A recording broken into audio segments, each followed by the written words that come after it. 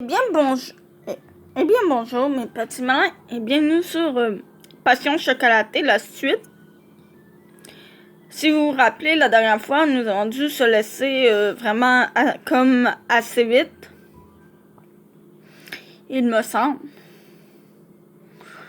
Oh, chez Jean.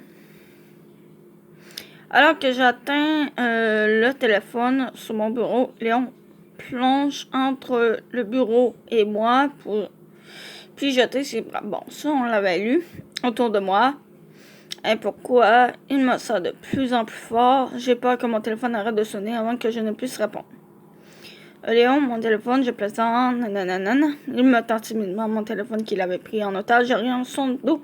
Je réponds frénétiquement. Allô? Désolé, tu étais occupé? Oh, non. Ça m'a juste pris un moment pour saisir mon téléphone. Désolé. Je signe la tête à Léon, qui s'incline pour m'excuser, puis il sourit et quitte ma chambre. Comment vas-tu? Bien, les autres m'aident avec la barrière de la langue et les problèmes de sécurité. Bien.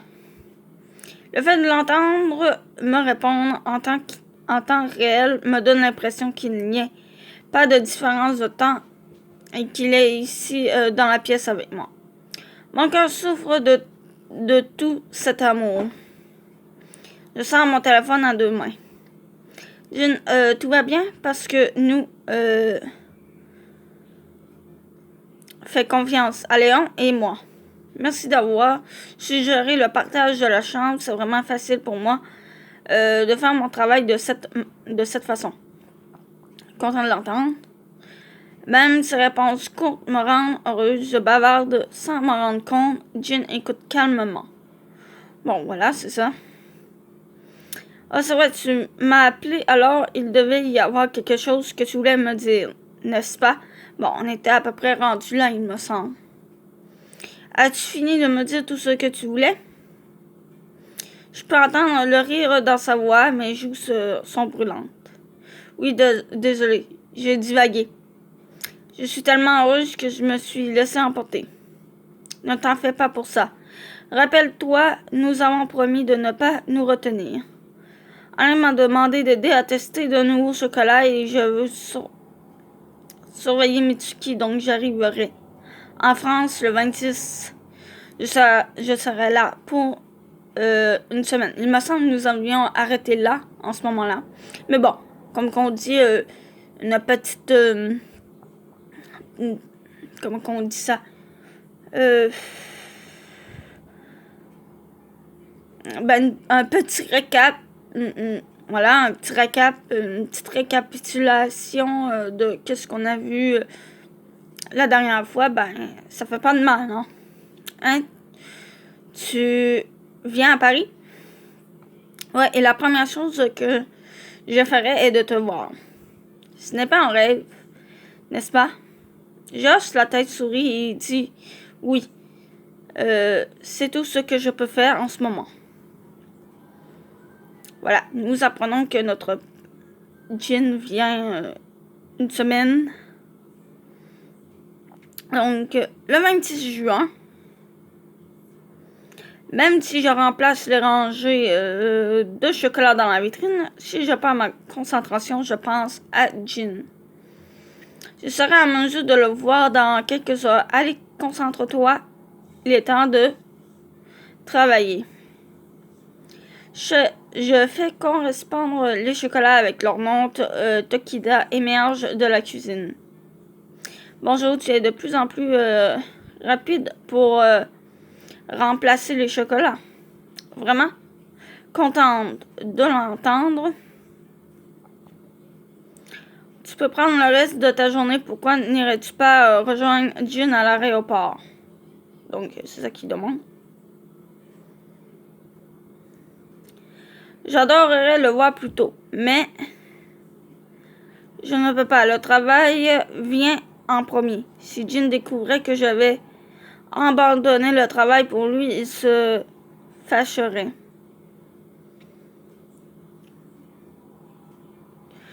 Je ne l'aurais jamais suggéré autrement. Donc là, il y a de la misère à focusser, comme d'habitude.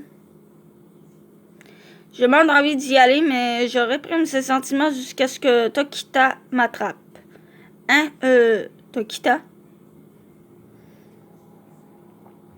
Elle me traîne silencieusement dans la cuisine et les jus des chocolatiers tombent sur moi.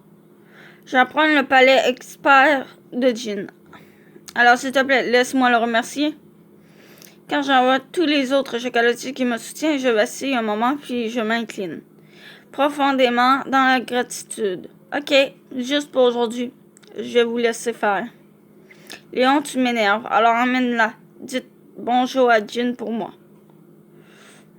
Compris. Merci encore. Je remercie le destin de m'avoir présenté en tant de bonne personne. Je marche jusqu'à la maison. Une fois de retour dans ma chambre, je me change frénétiquement dans la tenue préparée hier soir. Je le vois très bientôt. Maintenant, je suis vraiment nerveuse. Je passe mes doigts dans mes cheveux déjà bien coiffés. Encore et encore, il sourit dans mon reflet. Dans le miroir. Luna, puis-je entrer? Oh, bien sûr. Léon fait éruption dans ma chambre. Il a l'air surpris quand il me voit. Tu ressembles à une princesse, Luna. Bien, allons à l'aéroport. Je me sens vraiment mal que Léon et Tokita prennent du temps sur leur horaire de travail pour moi. Nous nous dirigeons vers la porte d'entrée. Le téléphone de Léon sonne. Il me sourit d'un air désolé. Désolé, je dois prendre cet appel. Tu peux entendre devant la porte un petit moment, Luna? Hein? Oh. Léon met le téléphone dans son oreille et parle gaiement en français. Il disparaît dans sa chambre. Voilà. Merci de nous donner ça. Bon. On va lire. On va continuer de lire. Léon met le téléphone dans son oreille et parle gaiement en français. Il disparaît dans sa chambre. Je connais le chemin, je peux probablement y aller seul. Je regarde la montre que Jin m'a donnée. Il est définitivement temps de partir. Léon, je pense que je vais y aller par moi-même. À plus tard. J'y parle depuis la porte d'entrée, ne voulant pas interrompre son appel téléphonique. Les lumières de la ville de la Tour Eiffel se reflètent sur l'eau, alors que le paysage onirique m'entoure. Je descends rapidement le sentier obscur. Ah, c'est vrai, j'étais par ici en janvier. C'est ta punition pour m'avoir inquiété. Pense juste à ce que tu as fait. Le souffle de Jim me frappe à l'oreille, me faisant rougir. Et quand nos lèvres se touchent, une gouttelette froide tombe sur ma joue. Que de bons souvenirs. Le simple fait de penser à ces souvenirs rend mes joues brûlantes. Hein? Mais j'ai l'impression qu'on se battait à l'époque. Je cherche dans ma mémoire, je m'arrête de marcher et regarde la scène. Puis j'entends quelqu'un qui court vers moi par derrière. Léon? Je me retourne, une douleur sourde traverse l'arrière de ma tête. Je vois des étoiles pendant un moment. Je m'accroche pour ma vie, mais perds mon équilibre. Ah! Luna. Mes bras volent librement. Cette fois, les doigts de Léon m'attrapent. Je frappe désespérément les bras et le dos de l'homme à voix profonde derrière moi, mais il ne semble pas vouloir laisser tomber. Ne t'ai-je pas dit de ne pas partir seul? Qu'aurais-tu fait si je n'avais pas couru vers toi? Oh, c'est ce qui s'était passé cette fois. Pense avant d'agir. Au moment où ça vraiment, ça me tue, hein, à chaque fois. Au moment où je réalise que l'homme qui était venu vers moi était un voleur, le regret est ma première. Ah là, on le voit. Mais ça, c'est reparti. Émotion. Un impact interne frappe mon corps. J'ai à peine eu le temps de réaliser que mon corps se gèle et ma conscience s'évade.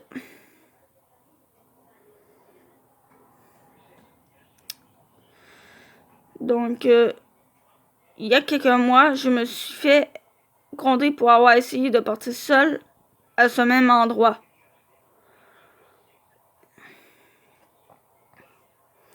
Léon et Tokita étaient tous les deux inquiets pour moi.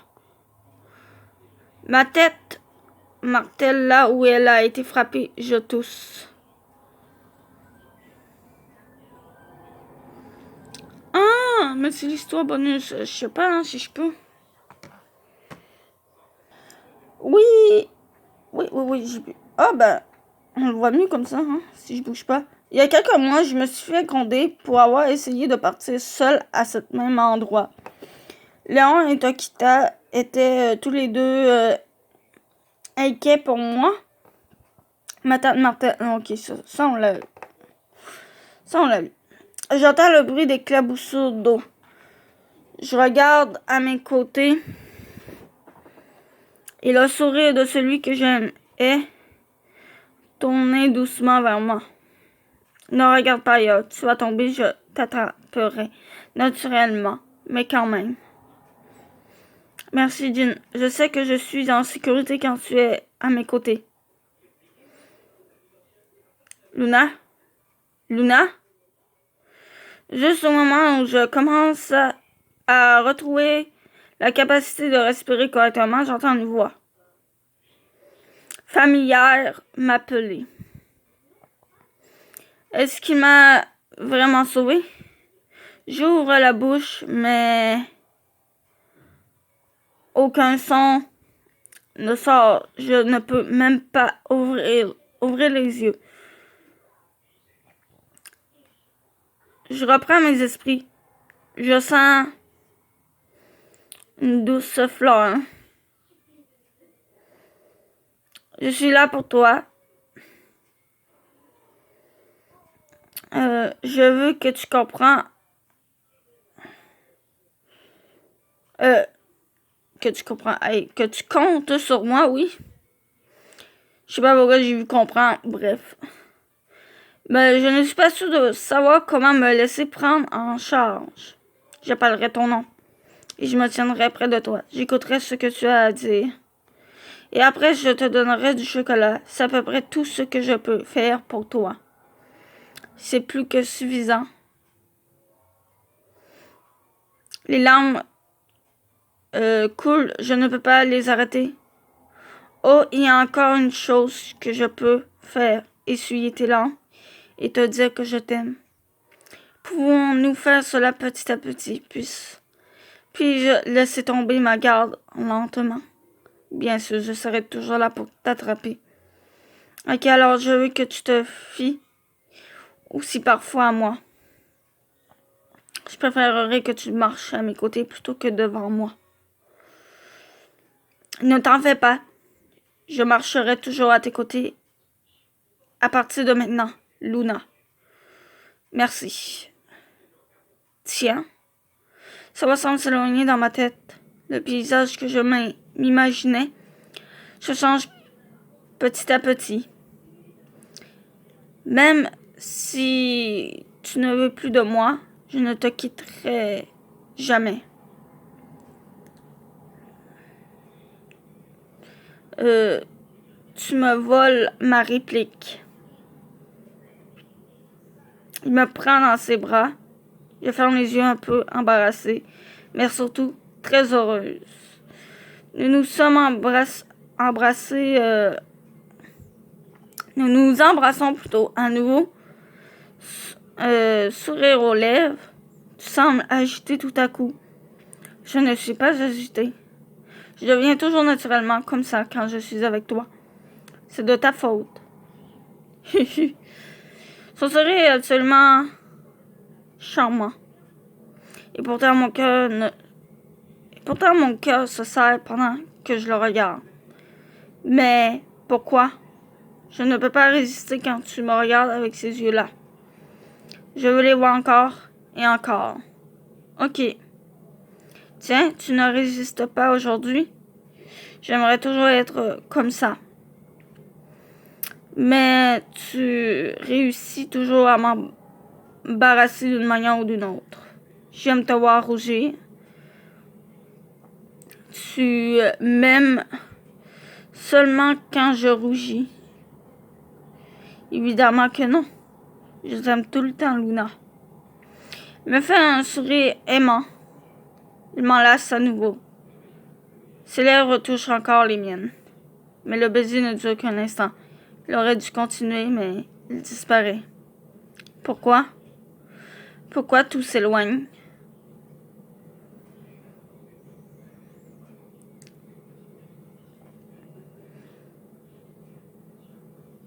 Je me réveille soudain, les paupières tremblantes.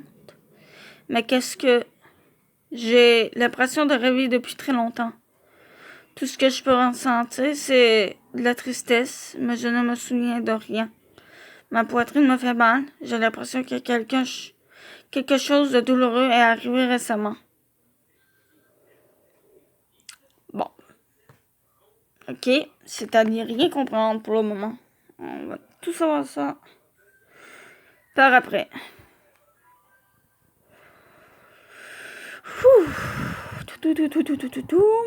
Ma poitrine me fait mal, j'ai l'impression de nanana. Je suis mes larmes et regarde autour de moi.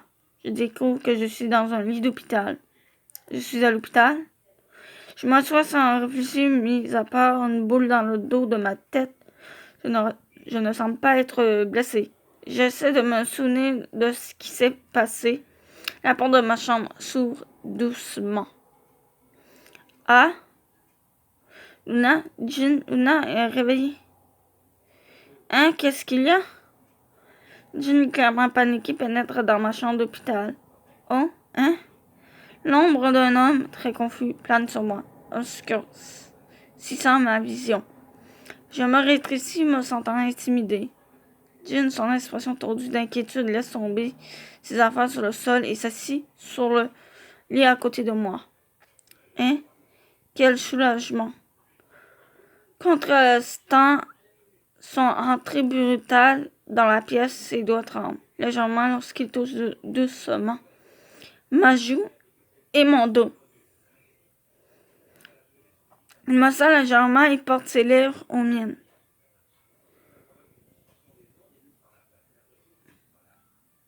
Oh, je pensais que tu ne te réveillerais jamais.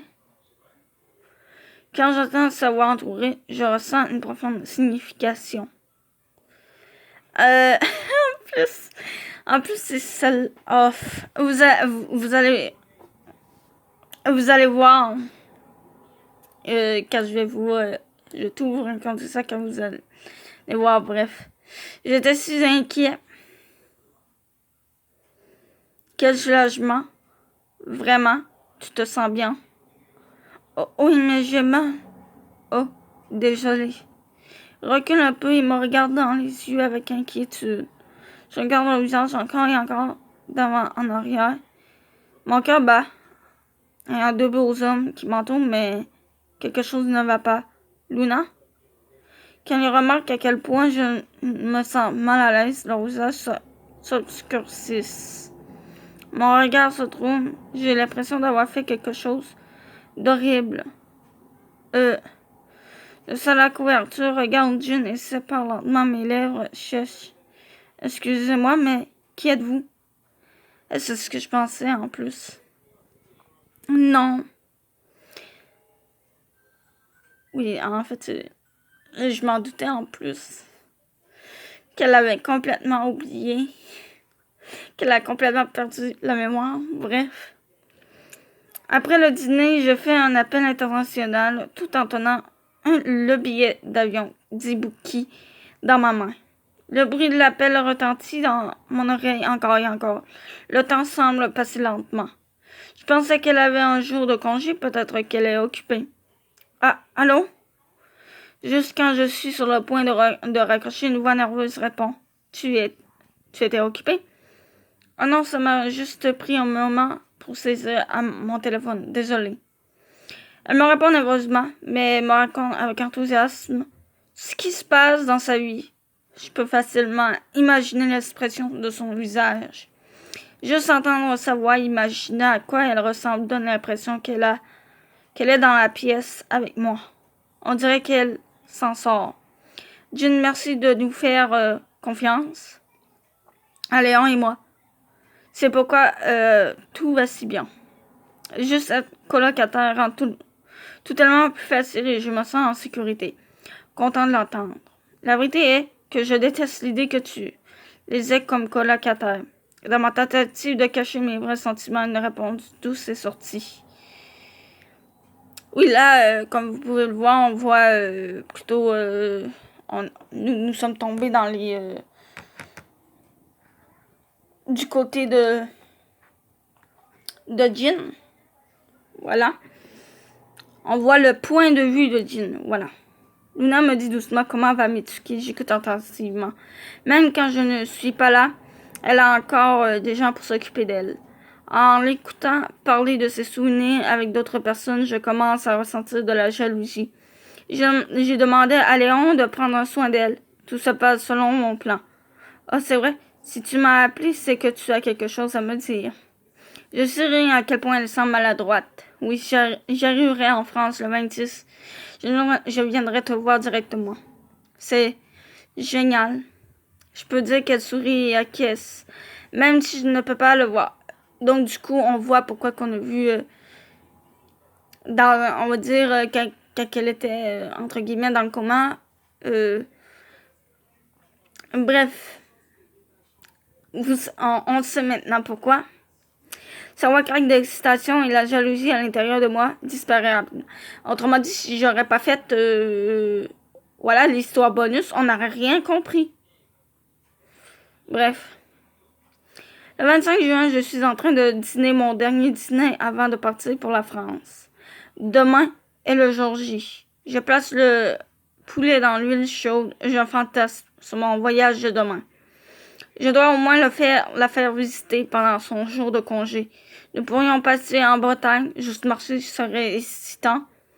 Un sourire se forme sur mon visage alors que je pense à faire du tourisme avec elle.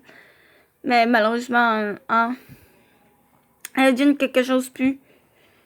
Ah, le dîner brûle.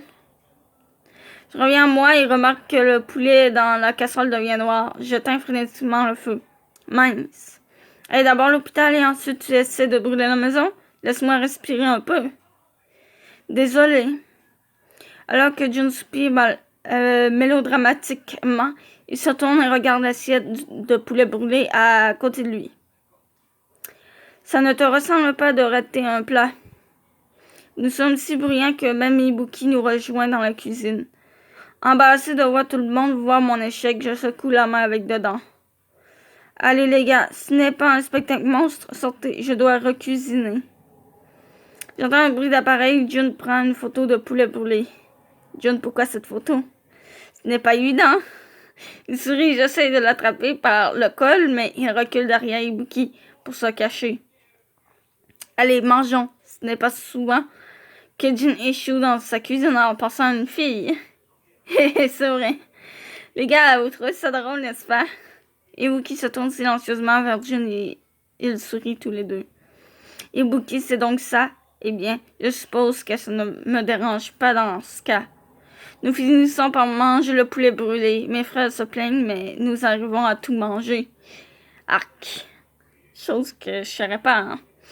Le 26 juin, le jour J est enfin arrivé. En regardant les nuages qui flottent au-dessus de moi, seul mon esprit se perd dans le passé. Je me sens de plus en plus proche de la France et tout ce que je peux voir dans mon esprit, c'est Luna. Je me demande si Jun lui a envoyé cette photo. Je soupire embrassé par l'image soudaine de mon poulet frit brûlé de mon esprit. J'ai eu ma part d'erreur embarrassante depuis que je l'ai rencontré. Je l'ai laissé voir mon horrible côté quand j'étais jaloux, suite à des malentendus, et je l'ai fait pleurer quand j'ai choisi le travail plutôt qu'elle. Mais elle m'a pardonné et m'a accepté pour ce que je suis. J'ai profité de la gentillesse de Luna tout ce temps. Elle a toujours fait le travail émotionnel dans notre relation. Impossible de faire sortir les expressions de Luna hors de mon esprit. J'attrape mon visage, s'adoucissant dans un sourire. Je dois la rembourser pour tout ce qu'elle m'a donné jusqu'ici. Je lui dirai ça quand quand je la verrai.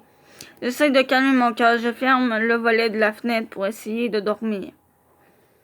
Voilà. Pour passer le temps, bien entendu.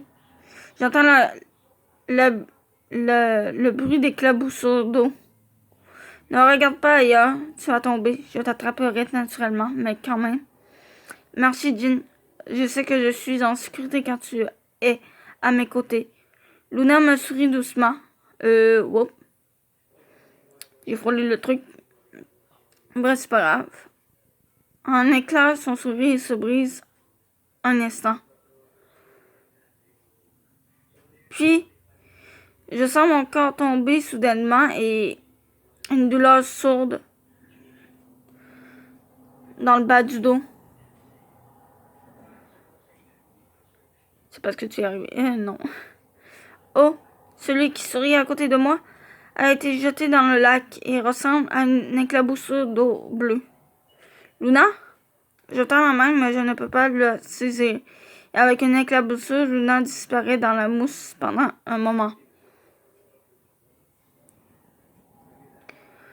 Une autre douleur tape sur mon dos. Je me réveille. Donc, c'était comme si on avait fait un rêve commun. Je sais pas trop. Bizarre, vraiment.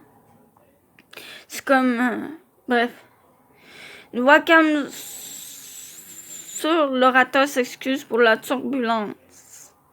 Oh, c'était un rêve. Je soupire longuement et profondément, puis je reprends mon souffle, essayant de calmer mon cœur qui bat fort. Je dois voir Luna maintenant.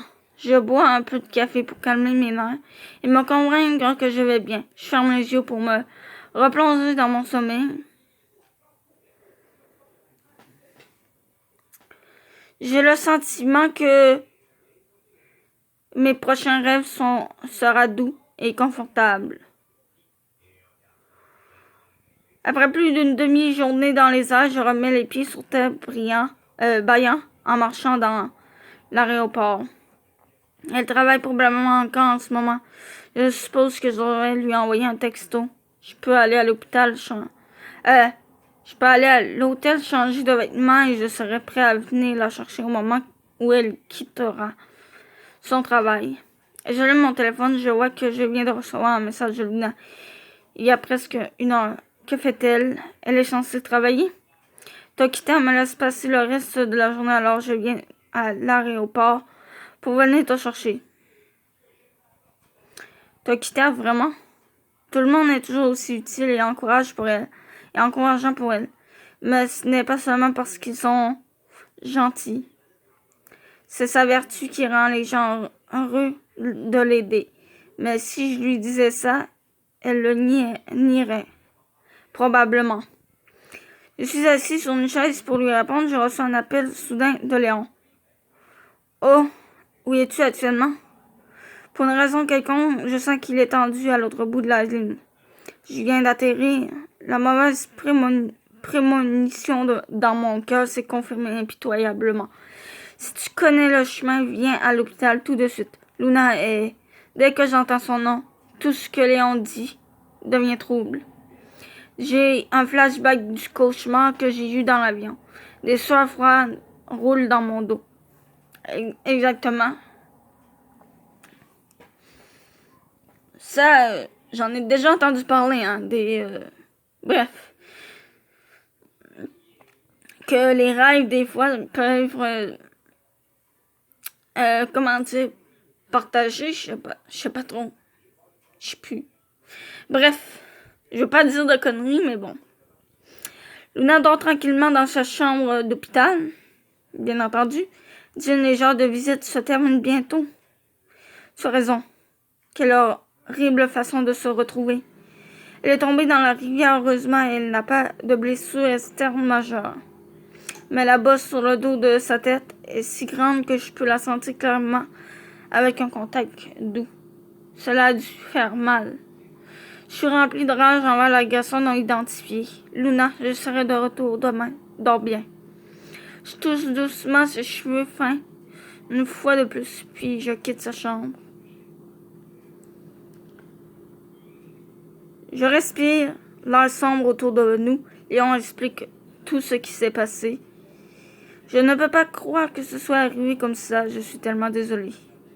Ça a arrivé pendant qu'il recevait un appel lié au travail. Je ne peux pas vraiment le blâmer pour ça. Même si je comprends, tout mon cœur irrationnel veut le battre à mort. Mais je supprime cette envie. Je pense que tu as fait du bon travail en gérant son insouciance jusqu'à présent et je l'apprécie. Tu es trop gentil, June. Tu devrais me hurler dessus maintenant. Le simple fait de voir son sourire triste et inhabituel montre à quel point il se soucie de Luna. Ça pourrait être simplement que je perds la volonté de protester, mais je ne peux pas le blâmer pour ce qui s'est passé. Le jour suivant, je me rends à l'hôpital le matin, le soir, mais Luna ne se réveille pas. J'ouvre la bouche et un lourd souffle s'échappe. Mon téléphone en plein de messages vocaux et de messages non lus, mais je ne suis pas d'humeur à les lire. Je m'effondre sur mon lit. Que ferais-je si elle ne se réveille jamais? Une partie de moi insiste sur le fait que cela n'arrivera jamais. Mais une autre partie sombre de moi-même enveloppe mon cœur d'anxiété. Le 28 juin, après une nuit blanche, Léon et moi allons à l'hôpital. Nous sommes tous les deux hésitants à faire face à cette vérité potentiellement inconfortable. Léon ne dit rien, mais il ouvre la porte devant moi, sentant peut-être la lourde traînée de mes pieds. Luna est réveillée. Hein, qu'est-ce qu'il y a? Je me précipite dans la chambre d'hôpital et ses yeux grands ouverts rencontrent les miens. Oh, hein? Je jette mes affaires et cours vers son lit. Luna. Les bras tremblants, je te tiens tendrement. Quand je sens sa chaleur et son battement de cœur, un sentiment d'apaisement entre enfin dans mon corps. Quel soulagement. Vraiment, tu te sens bien. Luna secoue la tête, mais pour une raison quelconque, ses yeux semblent troubles. Qu'est-ce qui ne va pas? Tu es du genre à sourire, même sans le vouloir, normalement. Je sens la chaleur que je viens tout juste de retrouver disparaître avec une rafale d'inquiétude. Luna baisse les yeux et marmonnant mal à l'aise. Elle ressemble à une personne différente. Peut-être que c'est parce que je pensais ça. Excusez-moi, mais qui êtes-vous? Cette phrase murmurée inconfortablement et silencieusement par elle me renvoie une fois de plus dans une fosse de désespoir.